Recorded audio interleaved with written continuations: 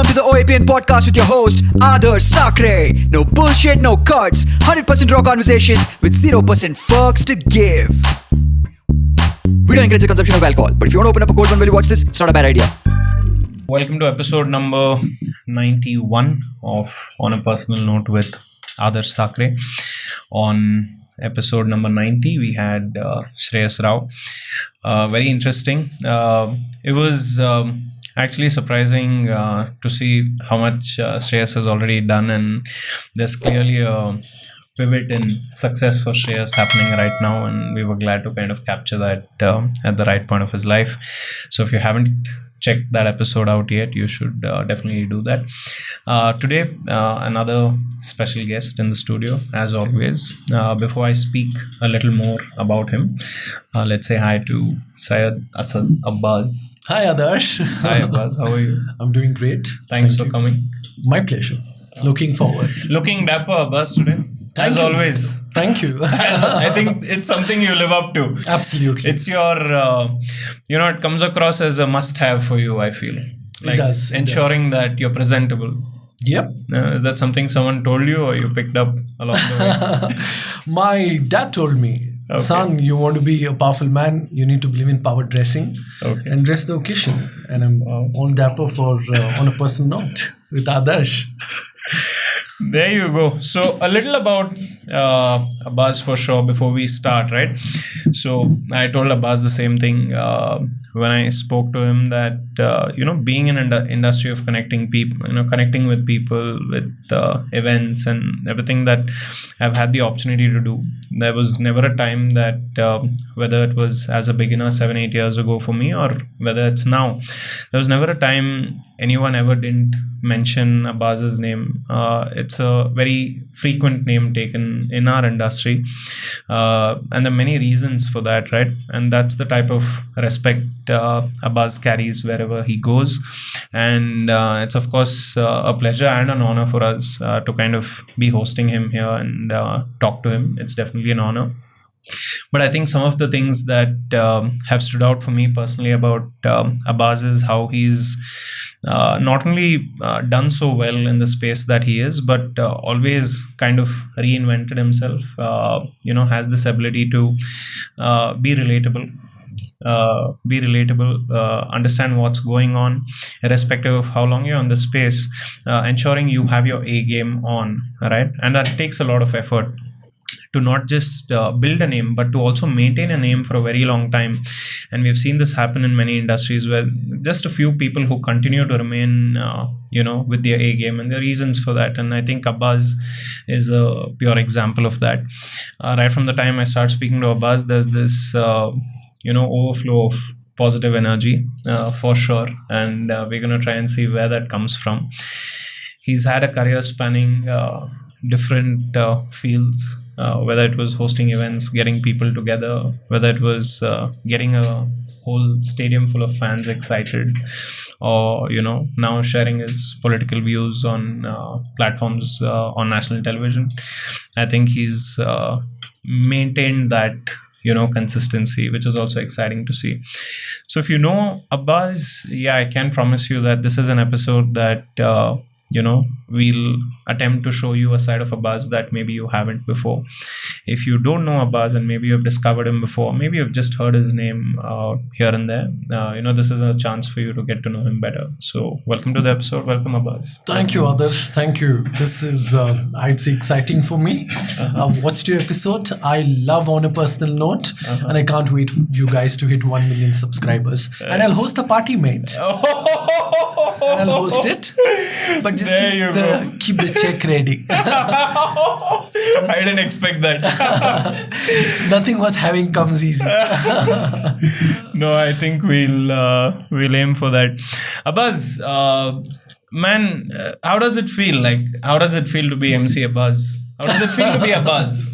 Well, let me tell you, my friend, when I started off, I was just another anchor. My journey, I'll tell you, exactly 18 years back. It was at Big Bazaar.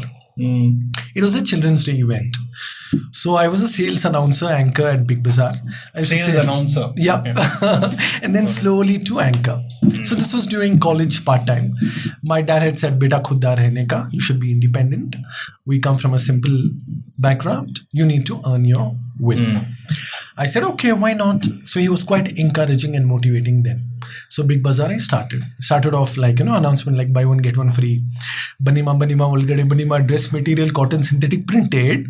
So I did the job with so much of fun, so much of, motivation. The sales manager liked my work. So every Sunday you would see me there in Big Bazaar. And then I used to get paid about 500 rupees. Max tops 1,000 rupees. That's how my journey started. So I used to take 2 autos or one auto and then a bus, and then I reached Big Bazaar, Old Madras Road. It was back then, that was the flagship store for Big Bazaar. So that's how I started. My journey has been from scratch, from a small time sales announcer boy to the journey coming to MC Abbas. You'll see it in my book coming shortly. It's called Auto to Audi. Auto to Audi. Yes, it's that journey. I asked Aditya, which car did you come in? And he told me that you've come in an Audi. Yeah. So it feels like you've made it. Coming in an Audi, I mean, does it feel like you've made it? I'll be honest to you. Yeah. I'll be very honest to you. The thrill is only when you get something. The day you have it in your hands, you lose the thrill. Really? Being very honest. Even if it's an Audi? If you have lost the thrill, I don't mind taking that. All yours. There you go. Let me get the thrill as well. So I'll tell you, there's something very nice I had come across, and then I tweeted with a little modification. No matter what, there's these questions which come up in life. Happiness is everything and all of that. I happened to see a Shah Rukh Khan interview who said, it's better to cry in an auto than an Audi, or the otherwise. To me, over the years, definition of success has changed. Okay. To me, I look for peace, I look for happiness, but it's not bad to have a couple of luxuries thrown in. But then I would say, with all the efforts and hard work, it has to be that way. There's no shortcut, mate. It has to be years and years and years which take you to where you reach. We'll decode this success bit maybe a little later. For me to just get a little more context about you, and I don't mean to sound like a regular interviewer, but just to get a context. Where did you study and schooling? Where was schooling for you? Cathedral High School. Oh, Cathedral. Okay, and then Richmond Road Cathedral High School. Say my UKG till my standard 10. Wow, so I'll tell you this UKG. Second term I was written promotion doubtful. Wow, really? Yep. So listening to this, my dad back then was in another country working hard for, taking care of our family. He came back in a week's time. And the same school I was promotion doubtful. With his motivation and efforts, I turned out to be a head boy, a captain of that school. Much later. So much later, it took me about 10 years then. So school, Cathedral High School. And then I did my 11th at Krupanidhi College, after which I did my degree in Jain College. I'm actually a student of journalism. Oh, sweet. So yes, bachelor's in journalism from Jain University. And then the 2 years next, master's in media at Christ University. At Christ, wow. So basically all of Bangalore. All of Bangalore, all over. You're a pretty Bangalore bred boy. Totally. Mannina maga. You have siblings? I do. I have a sister. And yes, she's 1 year older to me. Older to you? Yes. And so basically dad was abroad and you all went to school here. That's and right. how was school for you? School was good. Initially, I was a brat. I was made monitor one day. Okay. And, the whole process of writing the name on the board, those who talk, those who mischief. But I'll tell you, मैं क्या करता था? मैं board पे नाम नहीं लिखता था, घुस के मारता था कोई बात करा तो. So I was quite a strict monitor. That happened only for a day. And I never became a monitor. Because you hate that guy? Yeah. Not only a guy, anybody who talks. No, not the girls. Only the boys. Wow. Only the boys. This interview would have gone south very soon. Yes. You'd have the Women Rights Commission behind my life. Wow. Or the child rights too. But then I was a child. Let's not go there so soon. Yeah. Maybe after 45 minutes. Yeah, maybe. Nice. So school had any opportunities for you? A lot of them actually. A lot like of them. What? If you had to give me one thing that the school gave a buzz. The school gave me great opportunity. They gave me the Bonvita Quiz contest. I was one of the few, who got to be on Bonvita Quiz Championship. Back in the South, we went for it.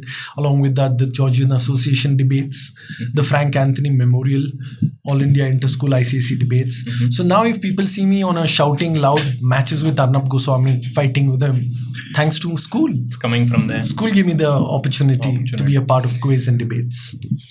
You know, when so I went to Germains. Oh, St. Germains. Yeah. Were you in the hockey team? Oh no, unfortunately not. I mean, I think I was more with the dramatics club than. Nice. I can see that. Yeah, I mean, something paid off. Yeah. You know, there are always two types of people, right? There's this one set of students whose families are always involved with the cultural side of things also. Right. So the parents will come, they'll ensure that their children are in like all the cultural things possible. Absolutely. Because they know that that's the way forward for a wholesome approach. But maybe some of our parents, while they supported, they weren't aware of what opportunities you need to put your children through.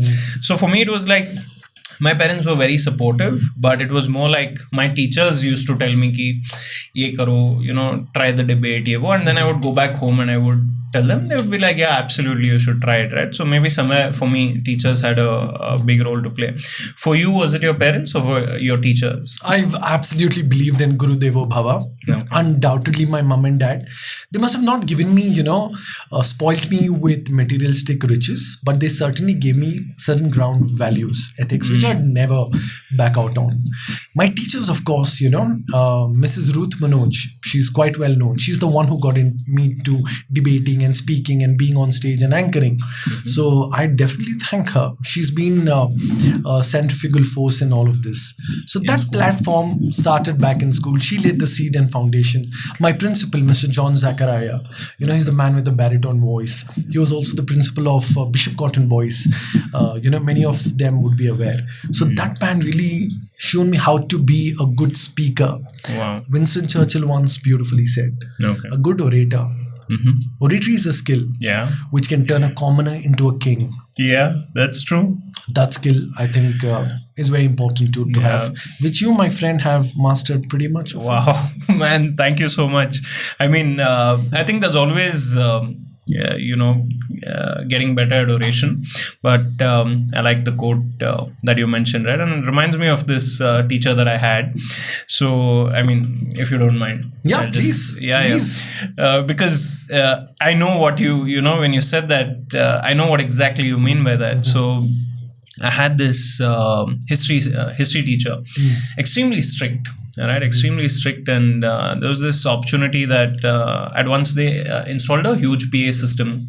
So you would speak from the library, and everyone in every classroom would listen to it. So it was done to have the prayer in place. So one person would read the prayer, and the whole school would repeat it. Right, and they said, so this particular history sir said, Adarsh, I think you should be the one to take it up. I said, wow, there's a huge opportunity, right? The whole school heard my voice every time, and every day it was the same prayer, by the way.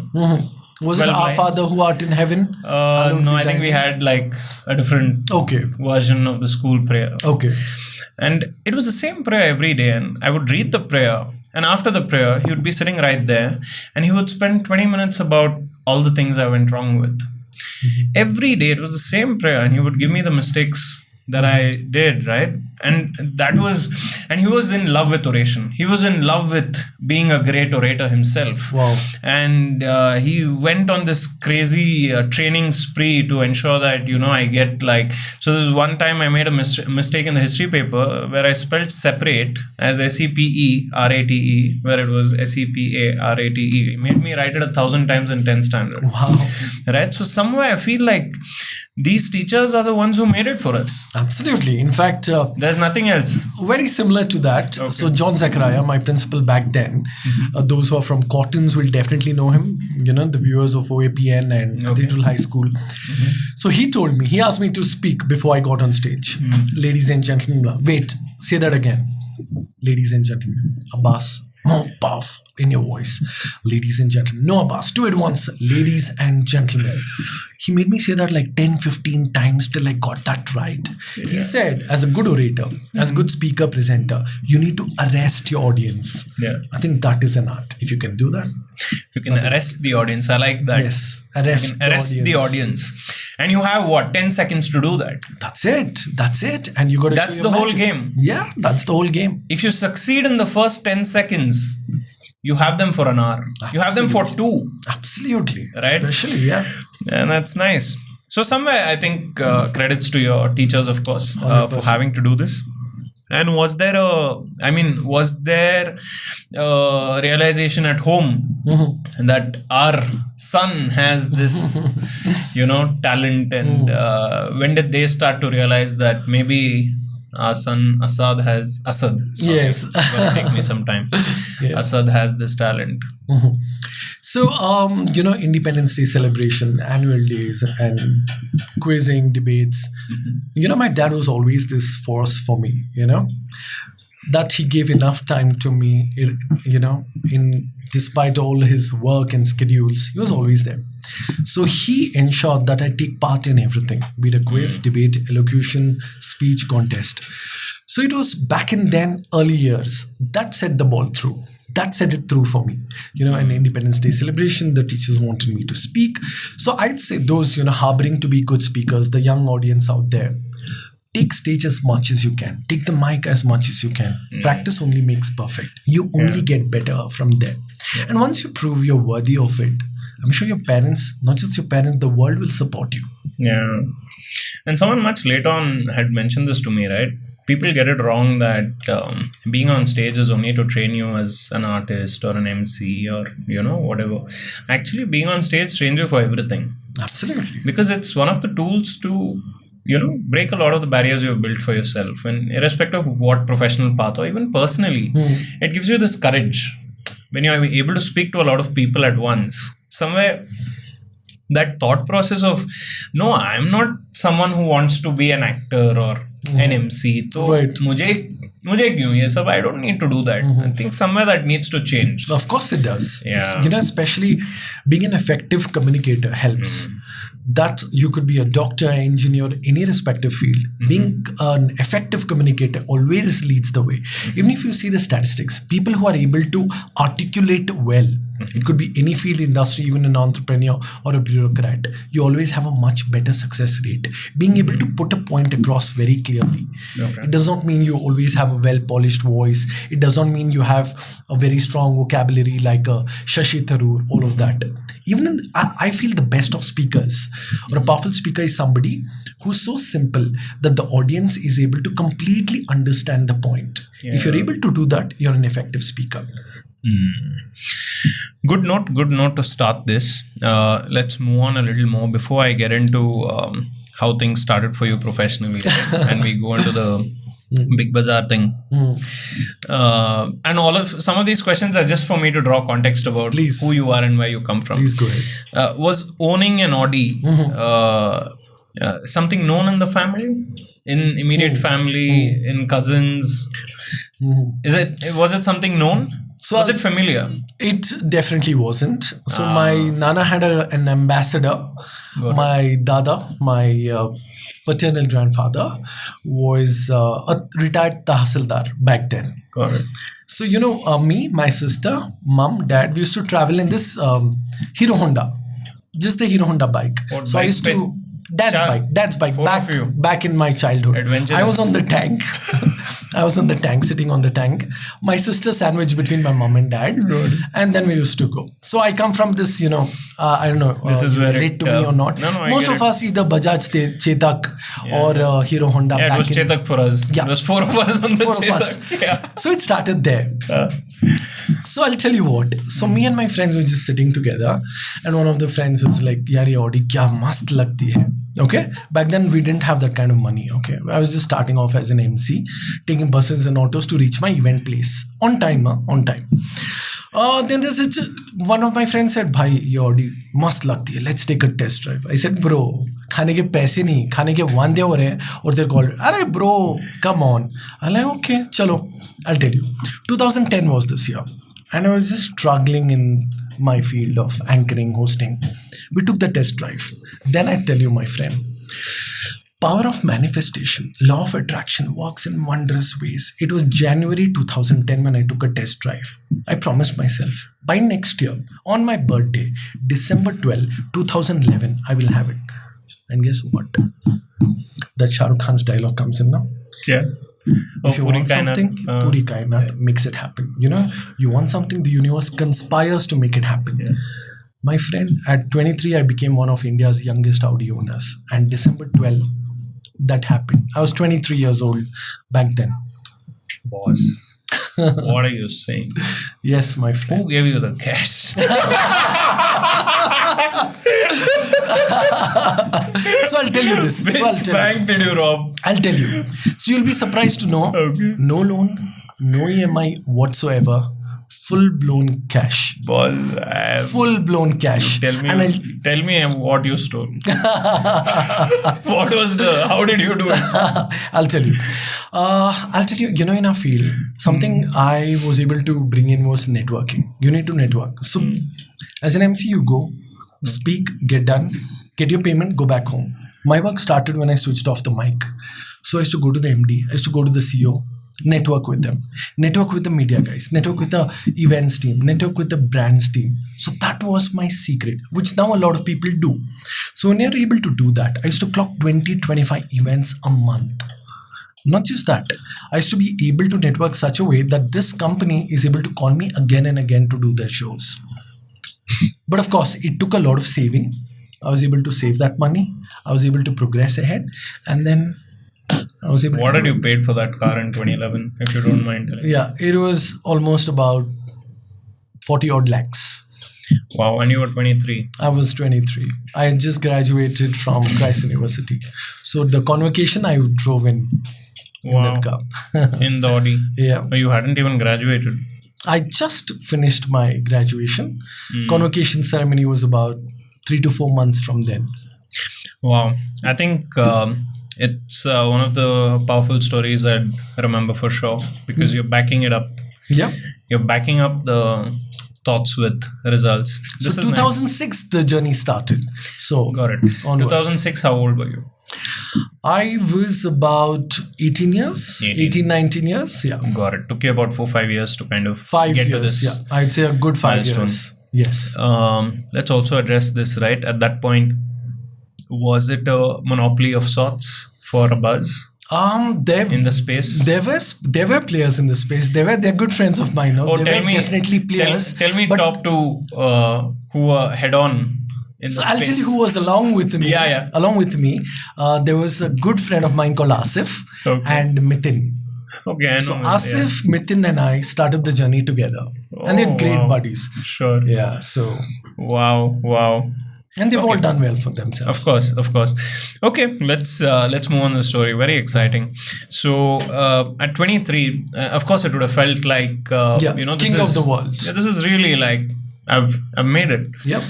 What next? So you finished Christ, and what people are flipping at home? Like, wow, this is crazy. It was quite a thing in the family, in the people. So from MC Abbas, I was called Audi Abbas. Yeah, a lot of them, it became a sort of a brand. So yes, since then it's been, always, we tend to set these benchmarks. But trust me, I was so enamored by the car, but the day I drove it, I was like, I'm done with it. What next? It's only when you achieve goals, like manzil se aage badhkar, manzil talash kar, mil jaye tujhko darya, to samandar talash kar. I got goosebumps, dude. So yeah, I do a lot of shairi, a bit of inspiration from Zakir Khan. Yeah. So I think that really motivates, shairis really do that trick, like goosebumps. It always does. Because, you always, it's not just reaching the river. You go for the river, you have a good swim, then you go for the ocean.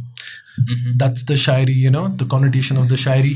Mil jaye tujhko darya to samandar talash kar. So you go looking out for the ocean. Human greed or need is such that you only want to look at what next. It's like shark. Once it tastes blood, you want more. Yeah, it's especially if you're a person who's ambitious, who's competitive, you don't only look what next. So there's been quite a few things, what's next. But then again, like you said, change. A drastic turning point. Yeah, we'll come. So you finished Christ, and now what's the plan? Christ I finished about 10, 11 years ago. So, almost 12 years ago. Okay, so emceeing chal raha tha, anchoring, hosting was going on. And I was also sort of a vocal guy, citizen activist. I used to speak about, drains, about roads, about infrastructure, about this not working in the city, be a critique. पर किसको बात कर रहे थे? Media ko. So back then we had TV9, News9. So they had got in touch with me, Share your opinion. as a citizen voice. What do you have to say? What can be done better? So back then I used to stay in Kormangla. So if you're aware, Ijipura used to flood. Yeah. So, I happened to, be notified by News9. They wanted me to do a show on this, a 30-minute special kind of a thing. They used to invite people of the city, young voice, come on board. So I used to speak that. So one thing led to the other. And then I happened to be on a national media channel. Okay, so I'll give you context to that. It was a Fee D'Souza show on Mirror Now. Okay, and then there was Congress party, there was a BJP party spokesperson and a JDS party spokesperson, and there I was. Okay, what happened in that debate was these MLA spokesperson had bunked assembly. They were not present there. So the debate was why MLAs are absent in the assembly. I said, are you college going kids? I'll give you the link. So these BJP, Congress, JDS, MLA spokespersons are like, what? Who's this young fellow asking us? I asked them, we vote for you. You come into the power and you bunk. You have no shame. I said that. And Faye's like, my God, who's this young kid on the block? I said, we give you get on us. We are tax-paying citizen. You better not bunk and go do your work like we do our work to vote for you. That became so controversial and that got viral. And I was like shooting across to the BJP, Congress and JDS, and they were all targeting me. Oh, you young fellow, don't teach us our job. We have come by votes. If you've come by votes, vote. Why do you want to run elsewhere? Why do you want to disrupt the assembly? And so on and so forth. So then what happened? This was noted by a Delhi political party and the media team. And the Karnataka Assembly elections 2018 were very close. And they were looking at young candidates who could represent the party in the 2018 elections. Lo and behold, I get a call from this political party and they said they want to have a meeting with you. I said, "Okay, chalo." A meeting, probably they want me to host their event, a mega event or a launch in Karnataka. I go for the event, meeting. I see the heads of the party and so on and so forth. I said, Abbas, we've seen you work. We've done research about you. And you look like somebody who cares for the city, country, and you are quite vocal in your opinions about better Bangalore, better city. We're looking at young youth representation for a party and we'd like you to contest the 2018 elections. I didn't hear it. I couldn't hear what they're saying. I said, I just let go and I said, when is the event? Which event do you want me to host? They're like, no, we don't want you to host an event. We want you to contest the elections. I laughed. You guys was joking.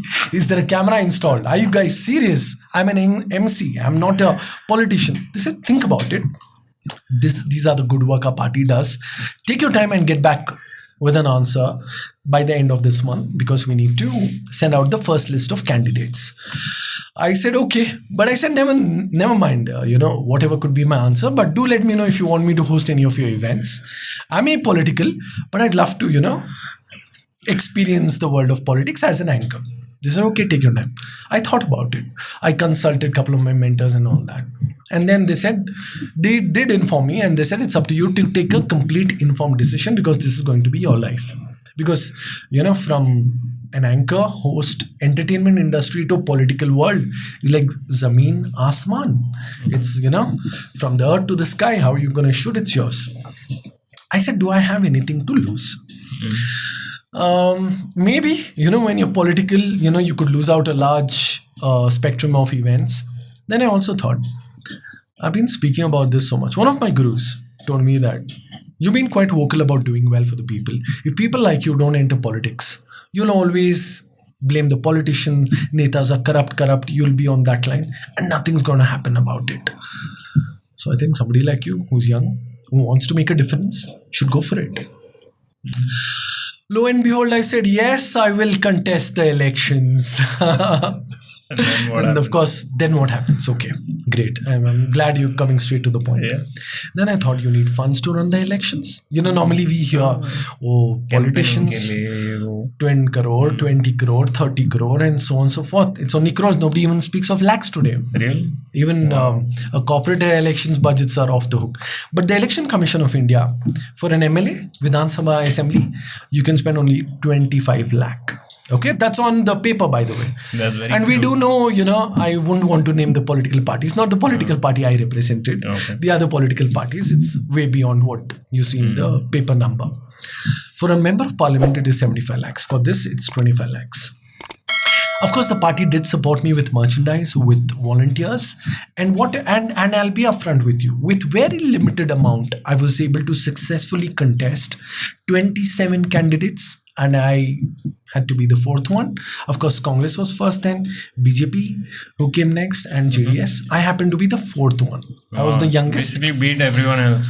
Everybody else, and Apart from the mainstream. apart from the parties. mainstream, of course, who are incumbent ministers as we speak. So I was 30 when I contested. I was one of the youngest MLA candidates in 2018 elections, and it was quite a journey, my friend. It was quite a journey. I can, of course, tell you more if you'd like to hear this so much. Wow. And your family was okay with you stepping into politics, at least your mom and dad. And Mom and dad initially, I come from a very simple middle class family. So they were like, okay, are you sure you want to contest? Because, we don't come from a political family, and we see so much of nepotism there. MLA ka beta MLA banega, MP ka beta MP banega, ministers, and there is so much of family politics here also in Karnataka. Appa Maga party to brother sister party to so on so much. So I'm sure you understand the pun which is intended here. yeah. So there is so much to it. How are you going to tread the route? But that's it. Beta, you've been, playing leadership roles in school, in college, and so on and so forth. Give it your best shot. And don't think that, only rich people can enter, but there have been others who've really made a difference. I'll tell you one incident. During the campaigning of the elections, The same one. 2018 elections, during the campaign, we go to all the stratas of the society. But I'll tell you, the rich people don't vote, my friend. They think it's a public holiday. Not just the rich, even many of the middle class. That is why the voting percentage is always less than 50% of the ballot. They don't come out to vote. So mostly the voting happens in the lower strata of the society. But I did try and approach all. This was one time when I was campaigning in a slum area. I've always believed MLA of a certain front. I believe an MLA or an MP or any of these netas need to be the best public servant out there. This glorified terms of MLA and the power, what we see in movies and real life, isn't true. I was about to enter this small little hut, okay, like a makeshift house, where I saw a lady with an infant with just about 10-20 ml of milk. She's pouring water and she's feeding the baby with a spoon. I said, how will I even ask for a vote when this woman does not even have milk? All I could do is get a couple of liters of milk, leave at her place, and just move there without asking for the vote. I would say that there is so much of poverty out there. People not making any means of it. There is so much of unemployment out there. There are people without jobs. There's so much of poverty. Even in today's day and age, as much as say we have millennials, Gen Zs, and so on and so forth, there are people who go hungry. There are people who drink water and go to sleep. There are people who are not able to get one good meal a day, even as we speak now. So I think what good is politics or all that power if you're not able to do good for the people? Politics, publicists in all sense means to do good for the people, to be elected in the assembly or the parliament. If you're not able to make that difference, all that money in the world, all that power in the world is equal to zilch, zero, nothing. You are nothing.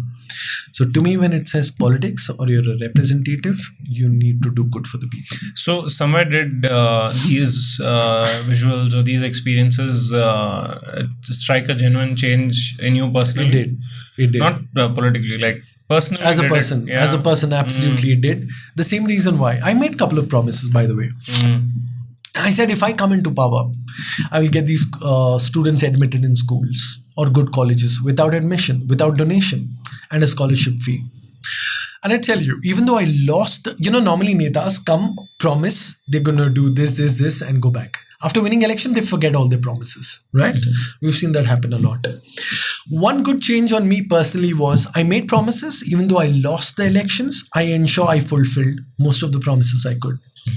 I took students from the lower strata of the society, irrespective of the constituency, got them admitted in good schools and colleges. Not just that, got them scholarship, got them even a large discount on the fees. One of the students, I got this girl, young bright girl, admitted from the lower strata of the society into a college. The fees per year was 50,000. I was able to do it for 5,000 rupees. That's it. And that also I did try and arrange the funds and got it done for free. So I was able to make a difference on a personal note. This one, not just that. I believe in this Chinese proverb. You give a fish, you feed for a day. You teach them how to fish, you feed them for a lifetime.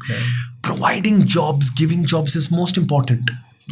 Even parents below poverty line are able to fund education, get you education.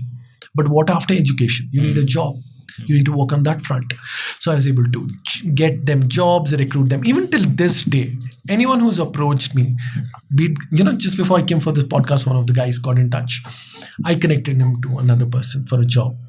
Be it job, be it internships, be it admission. Even through your comments, I'd love to read the comments if anyone wants to reach out. Especially the below poverty line, what we see. We need admissions in schools, colleges, jobs. I will do the best of my ability, even though I'm not an MLA. But as a citizen of this beautiful country, I'd certainly do my best. And we'll kind of circulate back to some of these political topics. I mean, it's not political, but yeah, you get what I mean. Of course. This part of your life, let me call it like that. So to just go back on a few things, right, where some of these entertainment related successes started coming your way, and to just feel like, so how did it feel when you finally started, say, meeting celebrities for a change? I mean, when that started, what happened? I mean, how did you feel about that? It felt great. Initially, I'd say Virat. Virat was one guy, I used to really like. I had great respect for him. And many a times you hear with celebrities. Never meet your celebrities. They say, you know how human they are. That's something I'm sure even you've come across. But Virat, I'll tell you, I do come across people sharing their experience, but I'll tell you mine. As much as what people talk about Virat Kohli, he is one of the most down-to-earth guys. He's very chill, very kind, very accommodating. Not just that, even if you want to take a quick life lesson from him, even before going on stage, he's super cool about it. He'll share something very personal to you, how it'll help you through. For instance, before going on stage, I was just asking him. Back then, his form was on top. The second event I did with him, his form wasn't. So my first question and the next question was this: how do you feel about fans? He said, feels great, fantastic, first time. Second time, he told me, never take your, what is said very seriously. King Kohli, now, when I'm going to bat, they say, King Kohli, the best Kohli, the GOAT, greatest of all time. There are other fans, you get out the next ball, they'll boo you down, they'll take you down. He told me one thing: never be so driven by the fans or people, what they say. Today you do well, they're going to make you the king of the world. Tomorrow you don't, they'll make you feel like nothing. Never care about what people's validation is. You know what you're doing. You know your close circle, what it means to you. That is how you progress. Another interesting thing, what he told me was, I asked him about preparation for before scoring a century. He said he doesn't really play for records or century. He plays one ball at a time with a razor sharp focus. That leads him on. And I see personalities, a lion and eagle. Virat is a sharp mix of a lion when he's out there batting, and his focus is like an eagle. That I do see. That's the combination. Very well put. Yeah. Yeah. So somewhere meeting celebrities also start giving you lessons. Celebrities, I'll tell you. It did give me a lot because, even in my networking, When I met Mr. Ratan Tata, my Yeah, I God, saw I that was picture. enamored by the man. What a personality. One secret I tell you, Adarsh, whenever you meet celebrity, shake hand. Always shake their hand, with a firm handshake. Firm, I believe energies resonate. Yeah. Something of this spills on to you. You yeah. never know. You might When become a you- celebrity. yeah. I might become a True. celebrity. We might become celebrities.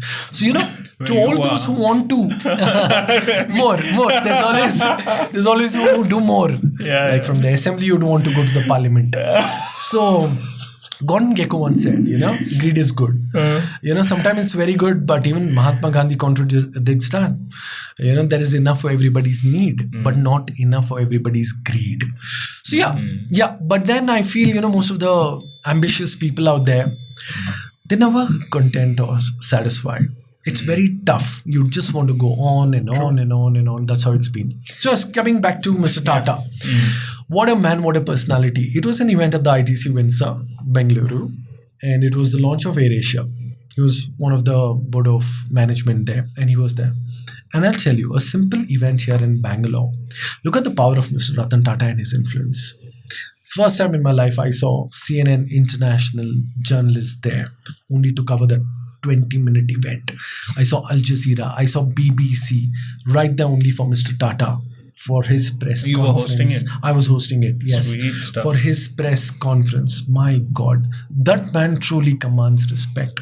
So I would say the takeaway for meeting a celebrity is not just enough to get a selfie or a picture with a celebrity. It's always good to speak to them. Try and get a minute or two time, personally, where you could speak to them. Get something out of them and imbibe in you. Shake their hand. Let the energy resonate. You never know what might spill over, like I said. That is something which I always look forward to when I... Not the TikTok celebrities though. Wow. Oops. Little low blow there at the end.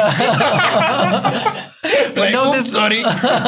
But now there's no TikTok in India, so I'm safe. It's banned. I think one thing we have also enjoyed is like meeting some famous people, right? And it's nice. And like you said, it's pretty much also something we also look for, like learning something from them and keeping it away.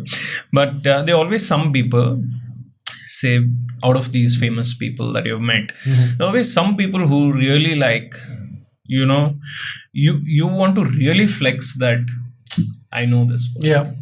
Because see, and what I mean by that is there is a real personal connect that you had, right? So let's get some top three. Top three. By the way, top three that are on your phone. Okay, sure. That are on your phone, Right. that you would place amongst all the other contacts that Definitely. you're really proud that in my Definitely. contacts book I have these top three, and I have a connect with them. Absolutely. Let's go. Top three. Sure. 3, 2, and 1. I'll give it to you in the chronological order. So Sure, my that's fine. first go with a celebrity was Mr. Azim Premji. Wow. Mr. Azim Hashim Premji. Back in the school days. Wow. Yeah. So that man, I would say, is an institution. And I'll tell you something about him.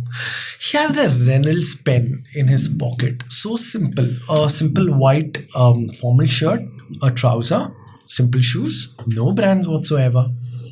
And he was there. I had the opportunity to be with him. I was able to ask him a question, and then that was also my first bit with the paparazzi.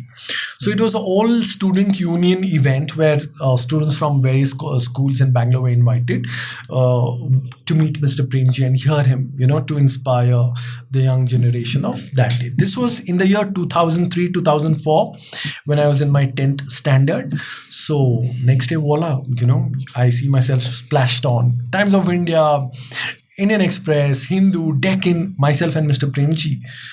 That was quite a moment. And I'll tell you one thing about this man. He's so simple and so down to earth. I've always believed in these lines. झुकता वही है जिसमें जान होती है, अकड़ना मुर्दे की पहचान होती है. Which means, Beautiful. yeah, no matter what you give, he was the richest man in India then, before the Adanis and the Ambanis. He was the richest man then. Meeting the richest man, and so simple, so down to earth, so humble. I was completely awestruck by him. I learned one thing. The more God gives you, the more the Lord bestows on you. Name, fame, celebrity status whatsoever. Always learn to be simple. Always be down to earth, and that's what people like. किसी को ये prudish attitude भरा हुआ इंसान बिल्कुल भी नहीं पसंद है. So at that point, if you wanted to call him, you could. So the kid in me was quite curious. So I know asking number would be offensive. So I took his email ID. Oh, you took his email. I took his email ID and an office connecting number. So I also sent him a mail. So I also sent him a mail diligently. I did get a reply also. Oh, you got? Thank you for contacting. It could be a person secretary or an assistant. Thank you for contacting Mr. Azim Premji's office. We are happy to know. So I made those attachments. But if you had to access that contact, it will go through. Yep, it will. It will go through. And we did meet during the global investors meet, where I was able to show him the picture. Sir, this was me several years back when we met, and that was an awesome. And he smiled and he said, "How are you doing today?" And so on and so forth. And I happened to host that event. And he said, "You did a good job." Let's move. So yes, next one. Of course, Azim Premji undoubtedly was the first one. Mr. Ratan Tata, undoubtedly. Okay. He is. And somebody, you can reach out. I can reach out, of course. Again, his office. Okay. It is Today? Mostly with members Today, can you like push to that. reach out? I will certainly shoot a mail across. I mean, there is a possibility you're saying. Possibility, of course. There is a route. There is a route. Okay. There is definitely a route. Lovely. One more. Third one would be Prakash Raj. Oh, wow. So I happen That's to. nice. I like this. Kahan se kahan? I like this. Yeah. So Prakash Raj, I happened to run the media campaign for him when to 2019 elections when he contested. So 2018 elections, my campaign was quite fantastic, the media campaign. So he and the party he was supporting him reached out to me. He said, "Hey Abbas, come over, let's have a talk." So we had a good 1 hour talk. He wanted me to run the media and the youth campaign. So yes, a good 3-4 months with the guy. What a fantastic guy. Absolutely outspoken. I'd love to, probably connect with him and do a podcast. Why not? Wow. You'd have so much material and controversy too. No, that's a contact. So he's a brilliant guy. He's been very kind to me. Sweet. He's been, somebody who I learned during those 3-4 months of political campaign when he ran for the Bangalore Central 2019 elections. That was a fantastic experience. Every day in and out with him, and I took away so many qualities. One thing I learned from him is the power of one. One man can really shake the system of the media, the country, and you've heard him. You've heard him speak. Yeah. He roars like a lion. Yeah. That's one fearless quality which I tried to imbibe from him. He told me a couple of things. Be whenever you're on stage or otherwise. He says, ये नेता लोग इतना झूठ बोलते हैं, ये लोग झूठ बोलने से नहीं डरते, तुम सच बोलने से क्यों डरो? In order to be something in life, and especially in the world of politics, you need to be tough-skinned, you need to be thick-skinned, or it's definitely not the field for you. Anything could happen to you anytime. There have been several threats on me. There have been trolls on me. Like the which I get on a regular national media. Hashtag MC Abbas, hashtag go to Pakistan. Oh, go to Pakistan. Directly ticket de Yeah. Sometimes I think, why are they so obsessed with going to Pakistan? Sometimes these guys must be made travel tourist agents for Pakistan. I love my country. Yeah. I love my beautiful nation of India, Hindustan, Bharat. There's no other. I believe in the words of Allama Iqbal, who beautifully said, "Sare jahan se acha, Hindustan hamara. Hum bulbule hain iske, ye gulsita hamara." Undoubtedly, I've traveled the world, but nothing in the world like this beautiful country. And this given me anything. I would never want to go to Pakistan, dear trolls. Never, ever. So I think that's a nice question to ask you, right? What do you feel about that stereotype of sending a buzz to Pakistan? Everyone who thinks that because you belong to a certain religion, you also belong to a different country. How have you thought about that?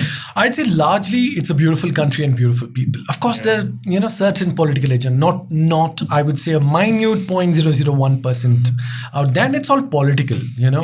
I believe every Indian, true to its blood, is loving. We always believe Hindu, Muslim, Sikh, Isai, aapas mein hum bhai. I've always believed that. My best friends, I do not ask the name. My best friend have been Hindus. My best buddy in the world is a Christian. I go to langars, to gurudwaras, and I say Jo bole so nihal, Sat Sri Akal, and so on and so forth. It's a beautiful country. I come from a Christian convent where we had this Our Father who art in heaven, hallowed be thy name, thine kingdom come. Thursdays used to be at the Scripture Union classes at the All Saints Church. I've many a times went to the Anjanaya temple near my home where I used to live before, and I've celebrated Diwali with my friends. Friends have come over for biryani, seviyan. To my place, you're welcome, you and your team too. This Eid. Accepted. So it's always been there, and never look through the prism of religion. There could be a very, very, very few people who see that way.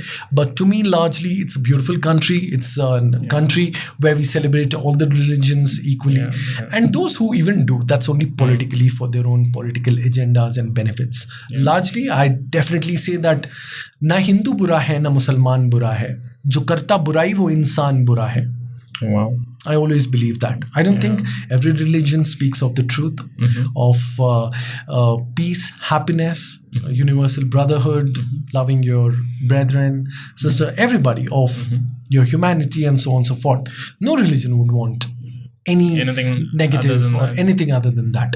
So I think the best way to go ahead is to love each other and respect each other's beliefs, and that is the way to go.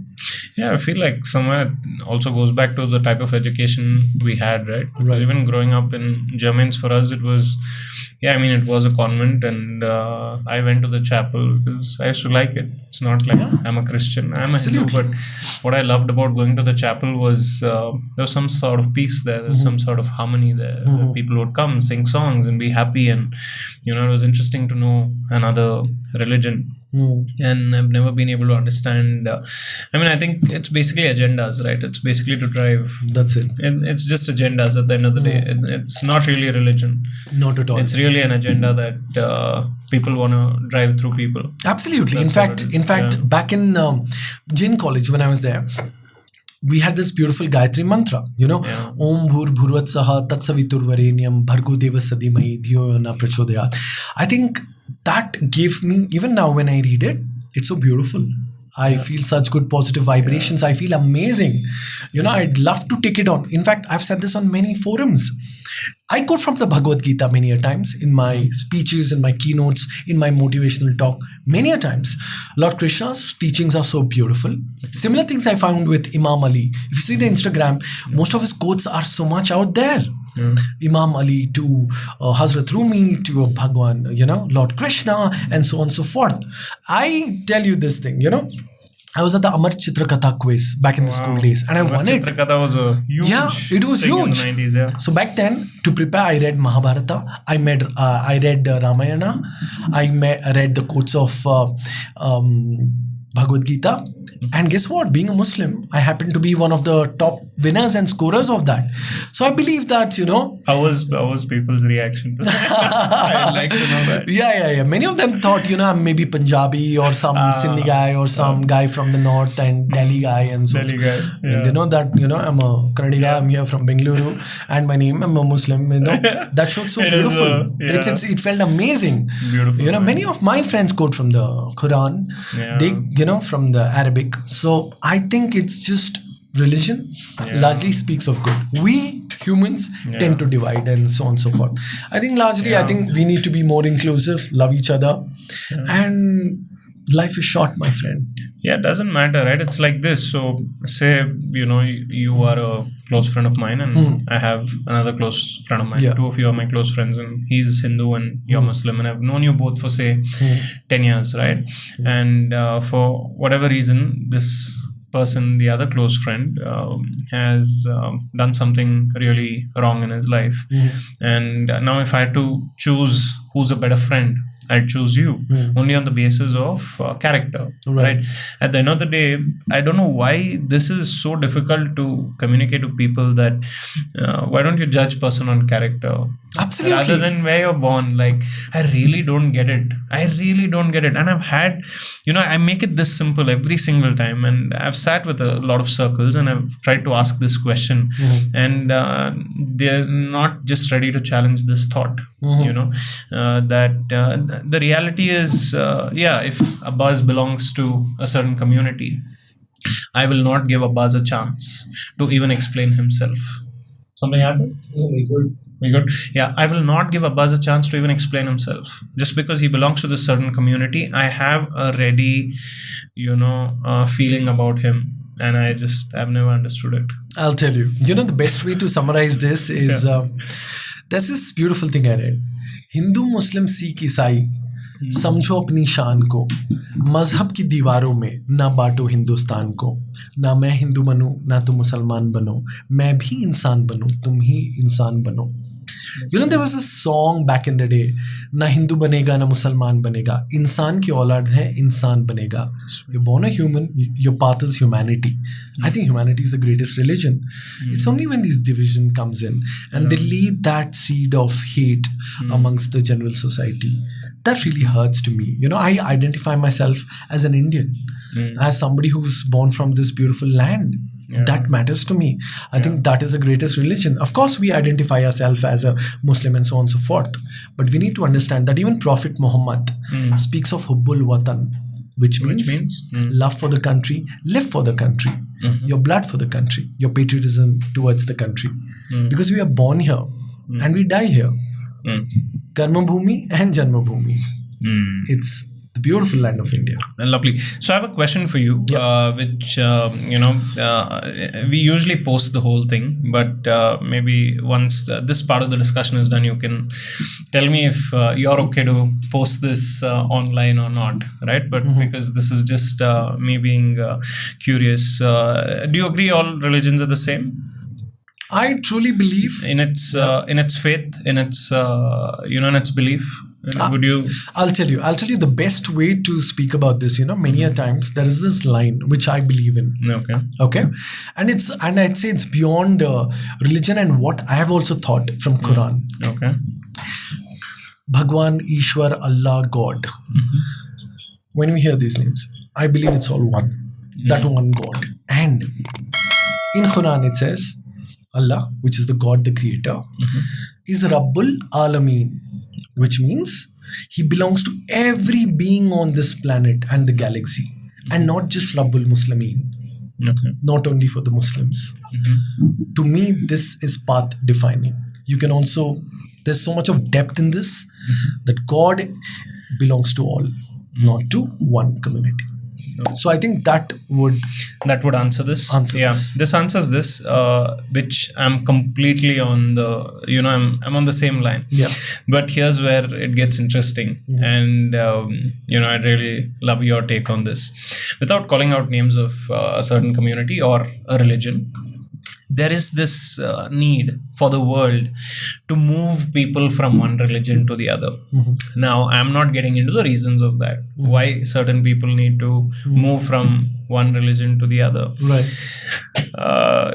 But I think somewhere, even before we move people from one religion to the other, maybe the effort should be to ensure that whichever religion that you were born into, ensure to push people to learn about their religion first, right? Absolutely. And then you take an informed decision, right?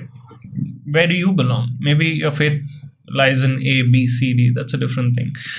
But why this major need to push people from one community to other? Why this major need to say that we want a bigger number in one religion and bigger? I love this question, and I'll tell you why. It's really such a. I don't get it. I'll tell you. Let's hear it from you. Now, the question that you've asked is, a question which Arnab Goswami asked with a high-pitched voice.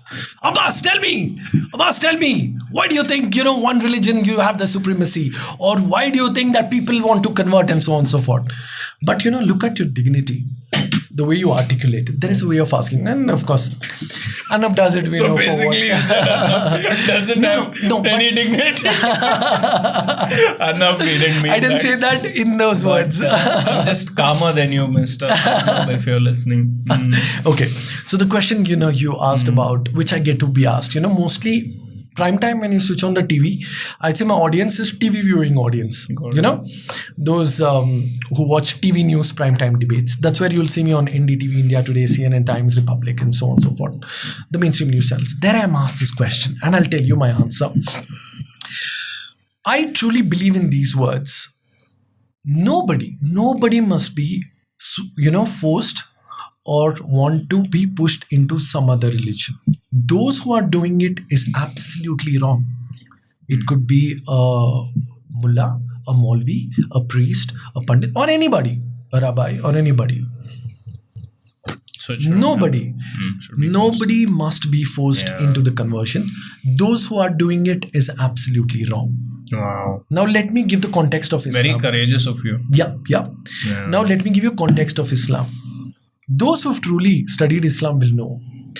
Lakum dinukum waliyad-din, which means to me is my religion, to you is your religion. Any forceful conversion will be null and void and haram. मौलवी लोग या जो भी हैं देख रहे हैं, please realize, please read Quran in its real essence. Forceful conversion is forbidden, it is haram. I'm sure it's the same in Hinduism, Christianity, or any other way. That is absolutely wrong, which I do not believe in. If there is somebody who, like you said, my friend Adarsh, researches about different religions, there is a person who's researched about Hinduism, Islam, of Christianity, and then chooses a particular religion. I think that should be okay. It is that person's free will. It is their choice, their will, of course. But me forcing Adarsh, chalo Adarsh aa jao, namaz padhte hain Adarsh, topi pehen lo, that is haram. Me forcing you to do something is, even as a matter of fact, even with the essence of Islam, you cannot force someone to do that. So I would definitely stick by it. I'll tell you a very interesting story. Many a times now, I'm of course speaking controversial subject, since this is a freewheeling chat. Many a times, I was asked, by the way, on national television, okay, all terrorists are not Muslims. Okay, all Muslims are not terrorists. But why most of them come through to be Muslims? I said, nice question. Yeah. Many times I come across, Let's hear the answer. I've always, I'll tell you what, in the truest sense, if those so-called terrorists, say an Osama bin Laden, had read Quran, if he had read Quran, you would know, in Quran, there is an ayat which says, you save one life, you save the mankind.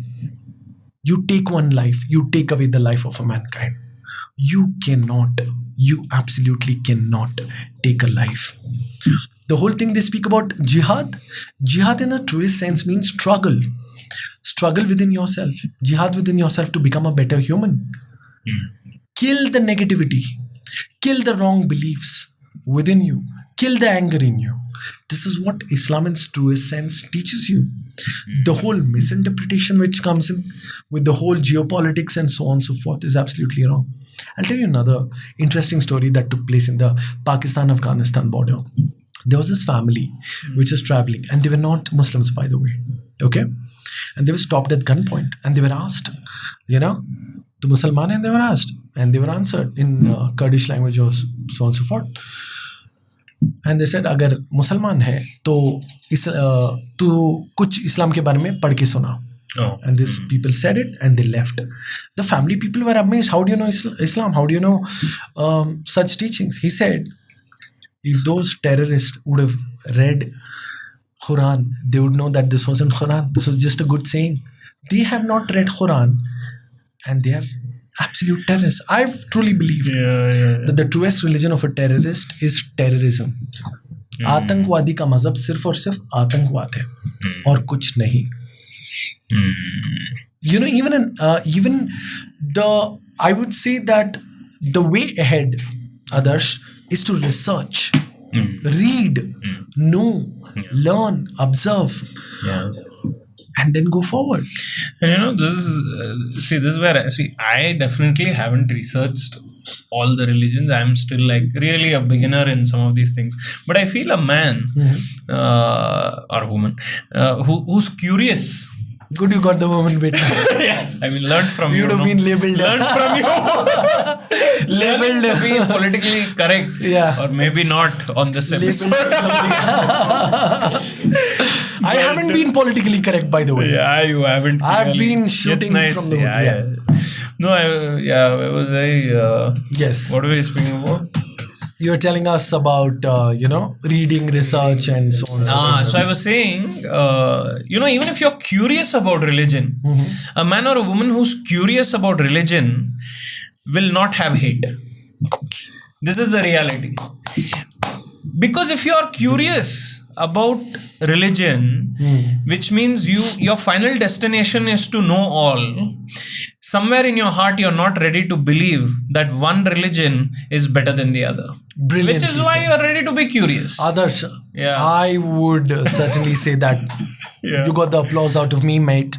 My work is to get the applause from the audience viewers, and you got that out of me. Beautifully said. I think, like you said, if somebody who's Yeah. curious, wanting to know, Yeah. would absolutely have no hate. No That is the hate. way to go. Yeah. Ignorance. Hate comes from the ignorance. Ignorance. When you don't know Yeah. and you ignore. Yeah. When you've been just told the same broken record. He's bad, she's bad, that religion's bad, this is... It comes from there. Yeah. Being a bigot is no good. You need to be open to it. You need to be receptive. Yeah. You need to be curious. Yeah, because most people with hate, Yeah. if you try to, just debate with them 1 layer, 2 layers into it, Yeah. you'll find that their knowledge is coming from their uncle and their father and their friend and not from the book. Yes. And it's very... Not from the book. Not from the book. And it's very shallow, okay? And it's very surface level. They don't know. You dig in, you see nothing. It's only on the shallow. When you ask 2 or 3 questions why you hate this person or this religion, they have nothing. Largely, they could rely on 1 or 2 things or names or instances. But largely, I don't see any of that. With which, COVID, I saw beautiful coming together of humanity and not religions. We never saw who is from which religion. Everybody was helping out. I have neighbors who are from a different religion. I have people living in the building, but we are all there for each other. Everyone needed the same oxygen. Same oxygen, the same blood, the same hospital bed. Tu Musalman hai, this oxygen is not for you. Everyone is getting the same. Absolutely. Be it hospital beds, be it even the burial, be it anything. We're all there for each other. Yeah. That is something I think COVID taught us, learning to take back from. Yeah, just to, document a response from you. A message to a Hindu friend, let's just assume, from you, who just absolutely hates you because you belong to this community. What is the message you want to give a Hindu friend who hates you for no reason? Firstly, I think a friend would never hate. A person from other religion, I would say, I have love. I have absolutely no hate, because I'll tell you why. Hate, honestly, I'll be honest with you. I have hated people, and hate only eats you up. It's like a termite, dimak. It just eats you up. Have no hate. You may not like somebody for whatever the reason could be, but hate is absolutely no good. I'd say, dear friend, get to know me as a person, get to know better things, read. I'm sure you'll not hate me. I have only but love for you right there. Sweet, man. So, maybe again, it's nice but to for people who fight with me on national television, especially the Godi media, I would say, love me, hate me, you can't ignore me. That's nice. That's nice. Oh, I have lots to share with you. Yeah, we shall speak. So we'll just come back again to this, just jumping back again to some of the topics I don't want to miss out on this episode. So as of today, you've seen some level of materialistic success for yourself, recognition Good for level. sure. There you go. Decent, I would say. Decent. I mean, I'm nobody to judge, man. I'm nobody to judge. Just having a lifetime. I mean, what keeps you going? Today, what do you want? What do you want today? I want to be in the parliament of this nation. I want to make laws. You just I want to dropped make like policies. Oh, yeah. Yeah, I'm clear about that. I wish to be in the parliament because to make a difference, I can't do anything being here. I have to be in the parliament. I need to be a member of parliament. I need to be a voice of the people. I need to make laws. Others, you know what determines everything? Even this podcast, there could be a law, there could be a policy that, no forms of independent podcasting or broadcasting will be allowed. Okay. And there could be laws which could be very strict. You can't speak about this, speak about this. So therefore, from a podcast to even large well-being of the society determined in the parliament. It's the bills which are made. It's the law and policies that are drafted there. So therefore, a parliamentarian largely influences the society, not like the other influences. No disrespect meant, but when you're in the government or the office, you largely influence people. You shape people, what they do, their living, their lifestyle, so on and so forth. I wish to really be in the parliament one day, make changes, make policies, make public laws for the well-being of the statehood and the people. That is the way ahead. Give me an honest answer. If on a scale of 1 to 10, 10 was being a member of the parliament, where are you today on that journey? Give me an honest answer. I'll be very honest to you. I'm on a 5. You're on a 5. You're halfway there? Yes, I am halfway there. I have a long way to go. I have another 5. You feel you'll get there? If you ask about belief, yes, I will be there. I'll definitely be there. It could take me years. It's difficult. It could take me 5 years. It could take 10 years. What isn't difficult, Adarsh? I think everything. I'll tell you, dreams, goals, It's too ambition. big a dream. I would say dreams got to scare you, scare the living daylights out of you. But I also believe no dream too big. Back in the days when I used to travel in auto, I'd never really thought I would, years down the line, have an Audi of myself, and that to no bank loan, hard cash.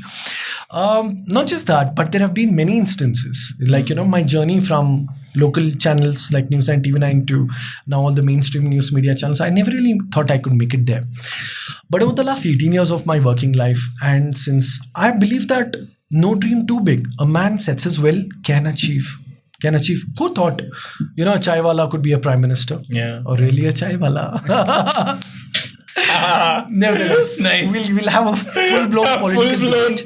I'd love you to invite another spokesperson or a person of another party or the ruling dispensation, and you could play the role of very soon anchor. we are planning to amp up this where we have like 4 microphones. double header. Oh, And yeah, then that'll I'll be. tell you.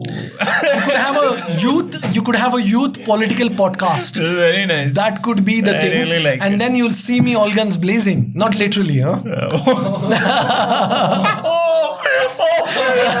It took me a second. Wow, who have I invited?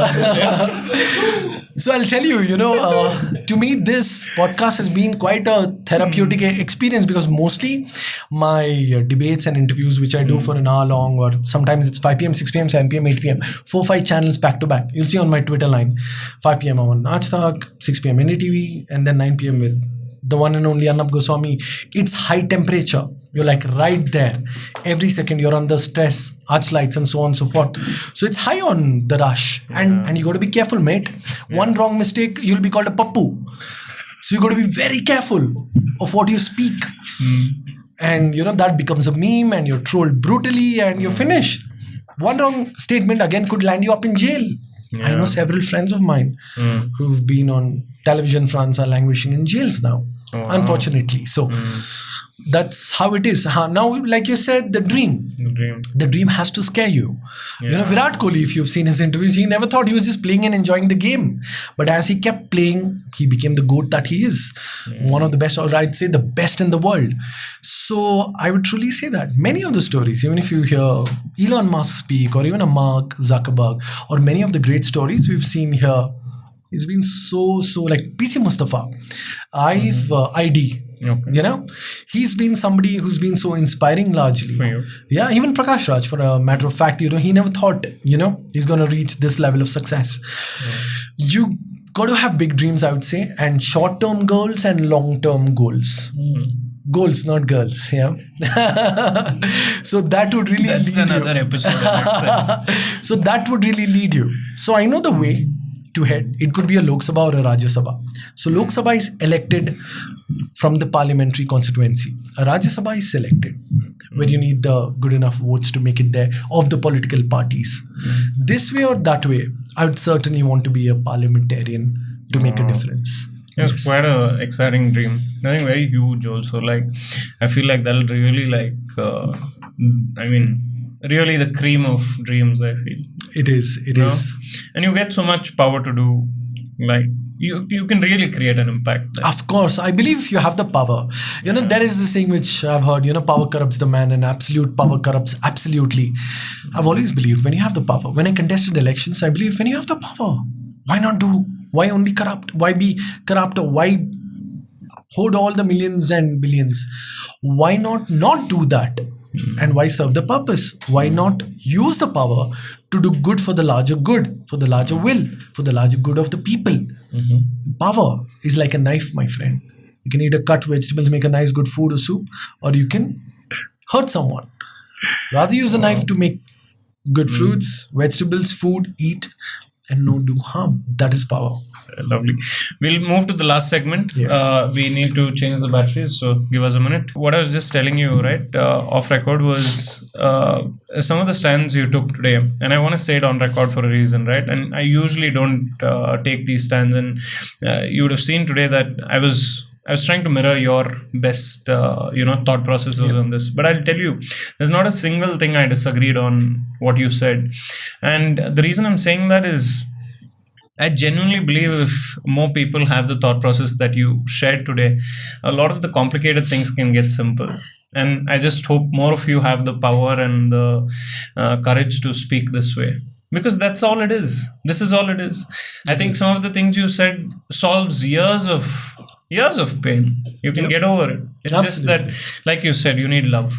You need love. You need love, my friend. Lots of love. Yeah. And that's how it should be. And I would say I've just been myself. Sure. And speaking from the heart. Shooting straight. In the entertainment space, any stones not yet turned? I mean, things that are still pending for Abbas? I think largely I had a great time hosting events. I've hosted about 2,000, 3,000 events, won over a dozen Best Anchor awards. So been there, done that, hosted the IPL and, had my Gangnam Style dance with Chris Gale and been there, done that. Now it largely be on the television front, which I do, I'm not too sure, but you must have seen this viral video of me and Arnab Goswami. So television front, I have a couple of tick marks, bucket list needs to be done. The first one, of course, it got quite controversial. So this time, just before the Karnataka elections recently held 23. So I gave a challenge to Arnab Goswami that Arnab, if Congress wins, I'll get a Mysore Pak from Karnataka and I'll feed it to you in the studio. He said, no chance, Abbas, it's not going to happen. The nation knows that Modi ji and BJP is looking good.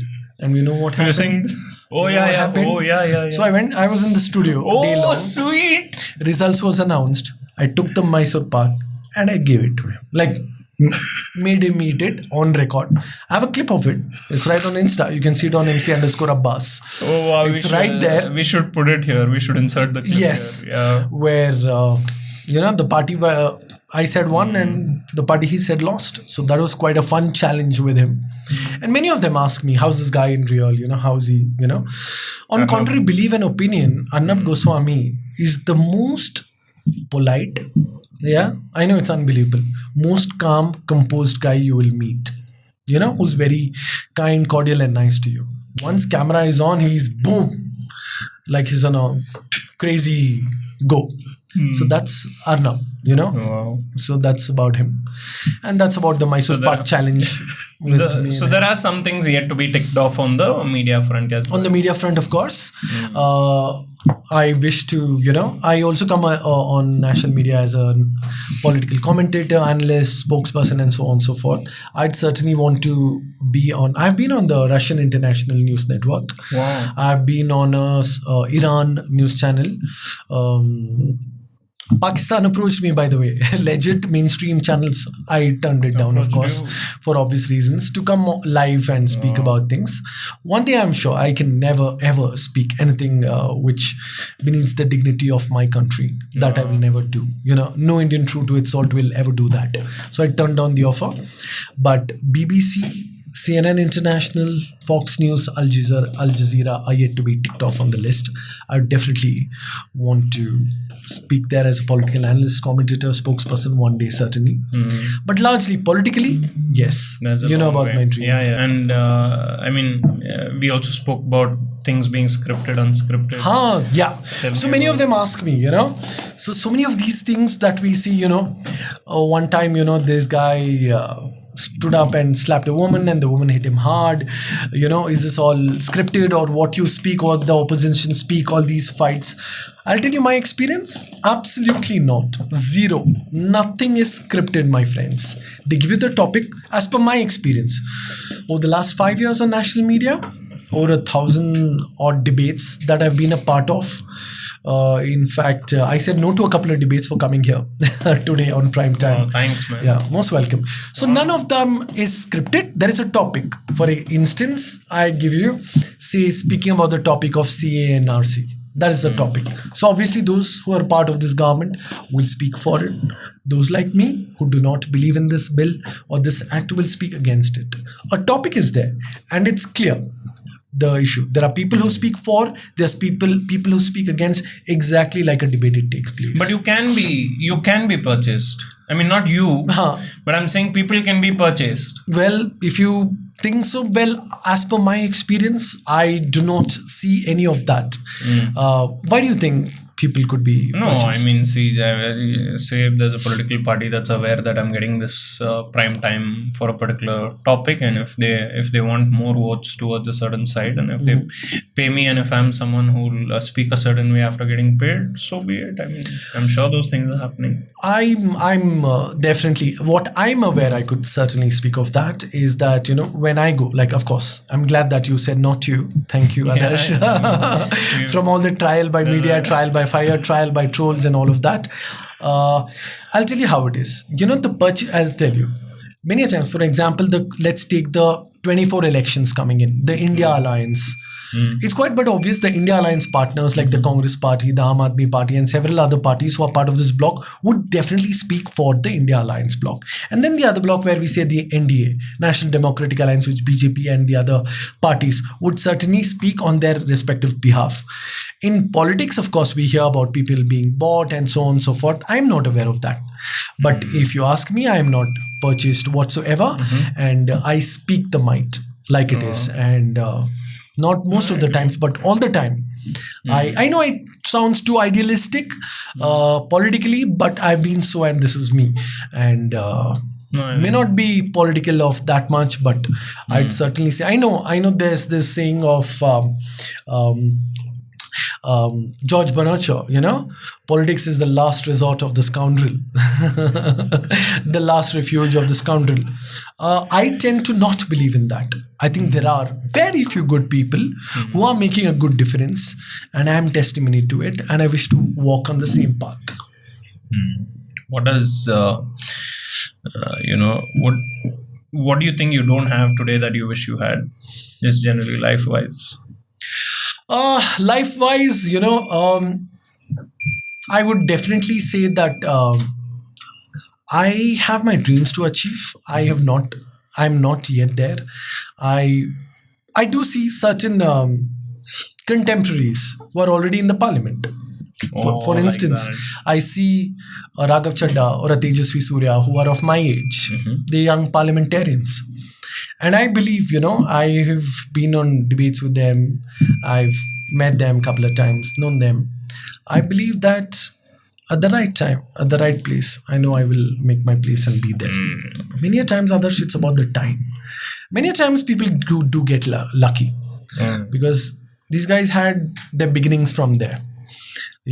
I was into a completely different career and lapped into this. It maybe takes longer, but we'll get there in time. So yeah, I think that's what's the the distance. Like something that you don't have is the faster journey towards maybe the parliament seat. Yeah. Man, this was good. I think honestly, there's. I'll tell you what, right? For me, I crave for such intellectual stimulation of the mind. Likewise. And this is. And that's why I said yes to it. Because I knew it's going to be that way. I exactly knew it. I'm telling you, like, this is 91, right? Yes. 91, and you know what you've come in and done? You've just come in and you're like, keep going. I know you said it to me, but you've made us feel that today. Absolutely. Saying keep going. And I believe in This that, is my friend. this is really like you've pumped something into our blood today and you're going. And I I thank you believe for so. that. Many a times, many ventures, it could be a startup venture, other ventures. When I've seen promise in someone or something, I've always tried my best to give them that energy, that zeal, Thank you. which I do. I honestly do see on a personal note podcast very promising. You have a long way to go and you will Thank get you. there. Many a times, my friend, it's the belief. Yeah. And like I said, I don't want to take names of those who've cracked the million figures except for Joe Rogan experience. Yeah. You know, I think he sets the benchmark. really, yeah. I think law of attraction, manifestation, and keep going. You never know. And they took quite some time. And Joe Rogan landed $100 million contract with Spotify. Yeah. And you never know, my friend. That is the thing about I relate to your podcast and my politics. Yeah, It's a long way. It's But a we need long to keep run. hitting. You never know Yeah. when we're going to crack. You know, like the guy who's caving in for the diamonds. Like the diamond is right there, you're not able to see. One more stroke. and it'll it's right open. there. We can't, leave it at that and go back. No, Who knows? You might you've just started. be there. Yeah. Who knows, this episode 91 could do the trick for you. That's how it is. One thing, Adarsh, I'd really share is, we spoke about failure, success, trolls, all of that. I think largely I also, one thing I've always remembered, my parents, they set the ball rolling for me. Yeah. There's a saying, इज्जत भी मिलेगी, दौलत भी मिलेगी, खिदमत करो माँ बाप की, जन्नत भी मिलेगी. Oh, sweet. Do your best for your mom, your dad. Yeah. I think their dua, their blessing will take you a long way. That's I it. believed That's in the that. base. Yeah. And to me, intrinsically, whatever I am today is that prayer, that blessing, which has worked wonders. Because many of your viewers, who are young and who are raring to go, that is one quality they imbibe. I'm sure, not sounding like a preacher, but tried and tested. No, I think very that true. works wonders. No, I mean, see, I'm also a guy who, I don't go to the puja room to pray, but I feel like, I'm a guy who talks to the power once in a while, and Right. our parents are definitely like the closest medium you have to Lord Almighty, God, universe, whatever you want to call it. And on the most important days, like I make it so dramatic at home, but I do it every time. I make mom sit on the sofa and I lie down fully horizontal on the floor and I touch my hand on my forehead to her feet. And she says, I do that all the time. yeah, you don't need to do it. This is too filmy. It is. And it is not filmy. You have no realize. I get like crazy power. I'm gonna like Absolutely. touch my forehead on your feet. I'm gonna go fucking conquer this thing, and I'm gonna come back. You will. That's the power we go with. Yeah. So I'm glad you brought up. Absolutely. It's always been that way, Adarsh. Yeah. Likewise with me, Yeah. There isn't a day, when I'm at home that I don't do that. It's not sounding dramatic, filmy or any of that, but we do it from the heart. Being millennials, being Gen Zs, we do it. It's only a matter of respect and love. There's nothing more to it. More to it. That's all it is. Yeah. Sweet, man. I mean, honestly, I'm glad to have met you.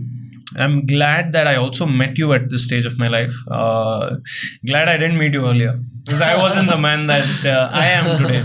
I think things have taken time to do all of this. So thanks for coming here. Thanks for giving us this positivity. I think, life has a plan for you and you're clearly on it. And I think you're ahead of the plan almost. So it's nice to see. And we're going to be here watching what you're going to be doing. And we're going to be supporting you for sure. That's very kind. Vote for me as well. One I thing. vote twice, bro. Yeah. You vote once. Yeah. Why not? One in the assembly, one in the parliament. Nevertheless, one thing I'd like to say, Adarsh, which I believed, Josh Malehabadi, beautifully, he says, it's most of the time when you hear my keynotes or motivational talks or otherwise, like you shared my experience of talking with me, I've never really been a motivational speaker. It's just that I speak and people get motivated. That's how it happened. There's this one line which I love, and I can end the podcast on this note that मंजिलें उन्हीं को मिलती है जिनके सपनों में जान होती है, पंखों से कुछ नहीं होता, हौसलों से उड़ान होती है. Always remember that. हौसलों से उड़ान होती है. It's your belief system, my friend. When you tell me, how it's been for you. I'm sure it's not been easy the last 2 years with OAPN. You know how it is. Yeah. It's Difficult. only it's about being relentless, my friend. It's about relentless. There are going to be times when you got to see it going nowhere and not really hitting your expectations or your numbers or your figures or your marks and so on and so forth. But it's about resilience. It's about being relentless. As much cliched it sounds, it's very true. But let me tell you, for OAPN, you have every ingredient to hit the 1M mark. There are ingredients. There are dime a dozen. But it's all about the right time, the right place, the right things. And of course, the scope to improve yourself. Thanks, man. Every podcast being better than the other one. And my best wishes. And likewise, not a Neta promise. Okay. My promise, which I will hold. Likewise. Thank you for the support, and likewise, you can count on me as well. Awesome. Yeah, I'm never going to look at you as a Neta. I don't think I'm. Not I've with seen you as looking this dapper. Low blow number 8,421. Man, this was amazing. We're going to continue speaking. This was episode number 91 of On a Personal Note with Adarsh Sakare. I hope you all enjoyed this one, and for those who didn't enjoy it, I mean, what can I say, right? I mean, be curious. Be curious. Be curious. Good way of putting it. Yeah. Be curious. Thanks, everyone. We'll see you on the next one. Thank you. Thank you very much.